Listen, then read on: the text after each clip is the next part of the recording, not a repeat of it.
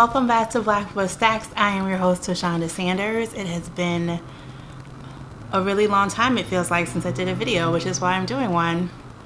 Happy New Year, happy post-holiday season, happy, merry everything.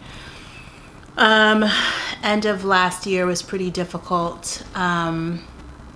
I did do some best of lists for various publications, including Oprah Daily and the Boston Globe. And I will probably link to those in the description box so you can see them. I was really excited in particular to have an opportunity to write a little bit about Sky Falling, which was delicious. It's like such a fun read. I think I mentioned it on the channel after I finished it last summer. But also to just reflect on all of the great books from last year. And now, of course, we have these wonderful books coming up. But I also just want to give a shout out to Bell Hooks, who passed away in December, shortly before Betty White. So losing all these wonderful lights in our worlds.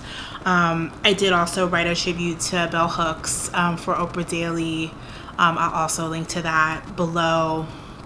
So I've been a little bit busy, but also trying to take some time off to just, deal with the world that we're in as it unfolds. But I have been keeping my eye on some things for January.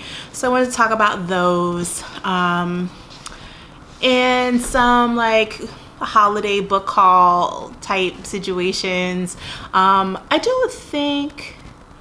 I don't remember if I ever talked about Vivian Mayer Developed, which is this beautiful book by Anne Marks that came out in December. But if I didn't, I'm obsessed with Vivian Mayer's life.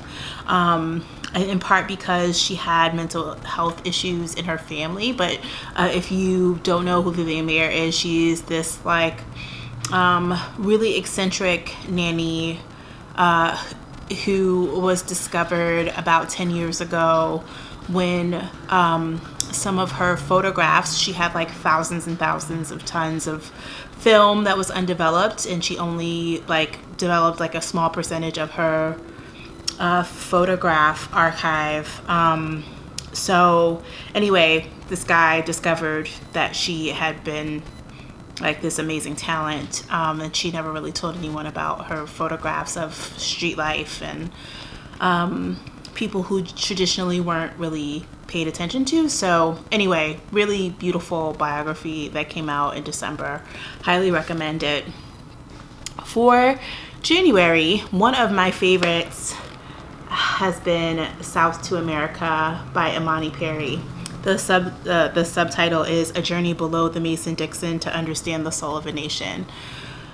I have to just start off by saying that I am very biased when it comes to Dr. Perry. I think she's a genius. I've read a lot of her work, including her book about the Black National Anthem, May We Forever Stand, her biography of Lorraine Hansberry, Looking for Lorraine, which I believe is award-winning. I could go on and on and on. Breathe, A Letter to My Sons, which came out more recently. What I love the most about this book is that I think it is a little bit like books like How the Word is Passed, which I wasn't able to really delve into, even though I have a copy. So I shouldn't be one of those people, those people on Goodreads who bash a book but they haven't actually read it.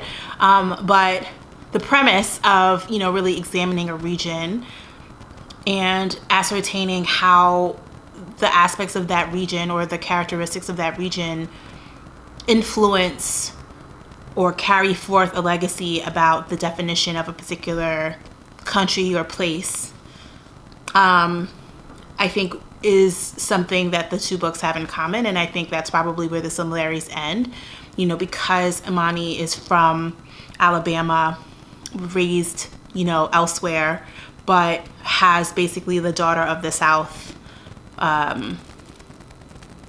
designation that she applies to herself. She's a Princeton professor and is very prolific and all those things. But I think what she does here is she lets us know that the South is the source and the originator of so many things. It is, the dollar store was created in the South before it was even called that, before it was replicated in other forums by different companies. That sugar, salt, fat, there are these chicken poultry farms. There are these the families of Black revolutionaries from I'm losing their names right now, but I think Assata Shakur. I think there are a number of other Black luminaries that I think typically would say, oh, that person's from Oakland or that person's from, this other place. But there is actually quite a significant history of Black people involved in movements who originated in the South, because, of course, the South is where slavery began. And so much of our history as African Americans begins there. So anyway, I loved it. I tried to read it twice. I will probably look to read it again. But yes, South to America is really a lovely book. I think it's probably going to end up being one of my favorites of 2022, just because of how well reported it is, the fact that she introduces other voices and other perspectives and not just her own. It's just like really, really fascinating. I have not really dug into this one yet, Letters to the Sons of Society by Shaka Senghor, but what I read of it so far, it was really beautiful. It comes out January 18th. And yeah, I love narratives from parents to their children, and particularly when they have thoughtful, resonant things to say about how their journey has shaped the way that they think about things, and also what that has to offer other people and generations. So that's an interesting one. Younder by Jabari Asim is beautiful. I think it reminds me very much of other books that have come out recently, and I won't name them. I mean, I might as well. Like, it definitely reminds me of The Prophets, and The Sweetest Water. And so I kept making it to like page 13. If that, like, I couldn't really make it very far past the first 10 pages. That doesn't mean that I won't eventually get there, but I think I also just am at like capacity in terms of slave related narratives. I think I've talked about this before. There is a place for them. It doesn't mean that there isn't. It just means that this time of year, January leading into February, sometimes leading into March, for literature related to Black people always is an interesting endeavor in like thinking about creativity. Like how many narratives are we gonna get about this particular time period? That has nothing to do with this book. I think I'm just not ready for it yet. So I think I will be. I love the cover. Younder is definitely an interesting premise. So yeah, one thing to check out. This comes out January 11th. So this is an early copy, Galley of Valhalla by Nikki May. The actual cover is like so much more beautiful. January 2022 is the only date that I have for this one, but I think I might have talked about it already. But very Sex in the City meets like My Sister the Serial Killer. This group of friends is infiltrated by this woman named Isabel, who is essentially a tyrant, and wreaks havoc on their friendships and like so much more. So there's a cool twist, very glamorous, very funny, an easy read, just really delightful. And I also have been trying to make my way through this biography of Constance Baker Motley. It's Civil Rights Queen Constance Baker Motley in the Struggle for Equality by Tomiko Brown Nagin, and it also is coming out this month. It's 512 pages. I've made it less than 100 pages in. It's not because she's not fascinating. Apparently, like, she grew up in Connecticut, and her parents were, you know, hardworking from the Caribbean.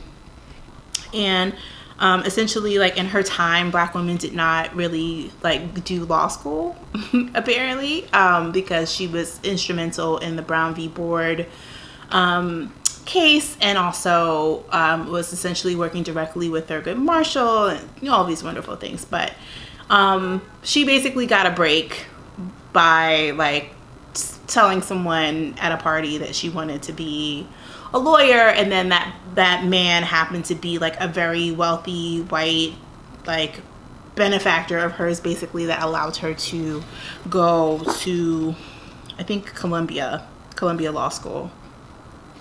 Really interesting narrative so far.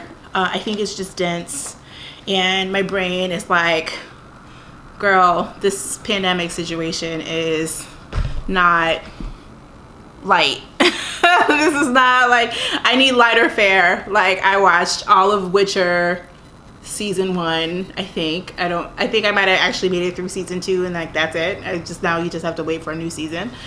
So yes, I binge watched the Witcher, which I also understand is a book, but I'm probably never going to read the book. So, like, I don't even know why I even mention it, except for that this is BookTube. So, like, why wouldn't I? And I went back to watch, like, some Being Mary Jane. I'm watching the new L Word. Like, my brain is like, please feed us things that have nothing to do with seriousness. So that's what that is about. Speaking of that, I did not get to read Honey Girl by Morgan Rogers last year when it came out, but oh, it is so beautiful. My publisher, Park Row Books, sent this to me, and I am really, really excited to say that I am 155 pages in. I don't want it to end. It's so, so good. So cute. It's